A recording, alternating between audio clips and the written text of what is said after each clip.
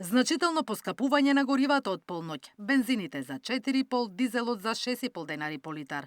Регулаторната комисија одлучи новата цена на дизелот да изнесува 98 денари, на Евросупер 95 октани 91,5 денари, додека на 98-цата 93,5 денари. Зголемената цена се должи на растот на цените на нафтата на светските берзи, како и понискиот курс на денарот во однос на доларот. Овие цени се со намалена акциза од 2 денари за бензините и 4 за дизелот. Поскапувањето во просек е за околу 5%. На светските берзи пак, цената и натаму е во пораст. Барел се продава за околу $90. Аналитичарите очекуваат оваа недела растот да продолжи, но без поголеми осцилации. I would say, overall, if you say the spikes which we are seeing in the market, they have kind of, subsided in the sense the novelty factor of this particular event is going down.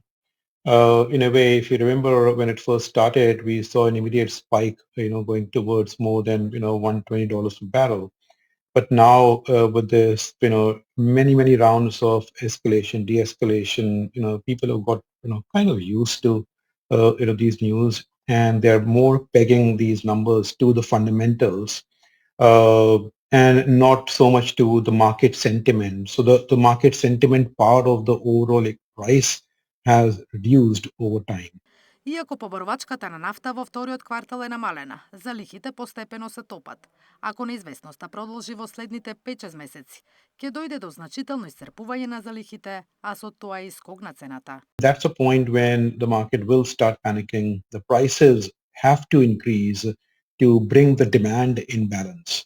So if the supply can't be resolved, then the other part of the equation is demand, and we expect prices rising to a point where countries, economies will start taking a hit on their economic growth and the demand.